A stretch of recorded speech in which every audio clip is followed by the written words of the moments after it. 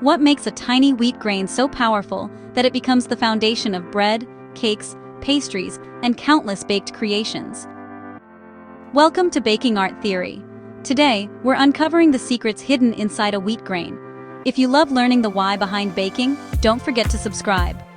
A wheat grain may look simple, but inside, it contains 3 essential parts that directly affect nutrition, flour quality, and baking performance. Let's break it down. First up, the bran. This is the outer layer, packed with fiber, vitamins, and minerals. It's what gives whole wheat products their hearty texture. Next, we have the germ. This tiny but mighty part is the nutritional powerhouse. Full of vitamins, healthy fats, and antioxidants, the germ is where new wheat plants sprout. And finally, the endosperm. This is the largest part of the grain, rich in starch, carbohydrates, and some protein. The endosperm is what white flour is mostly made from. So, to summarize, the bran provides essential fiber, vitamins, and minerals. The germ is a nutritional powerhouse full of vitamins, healthy fats, and antioxidants. The endosperm offers starch, carbohydrates, and protein. Together, they make wheat a nutritious and versatile ingredient.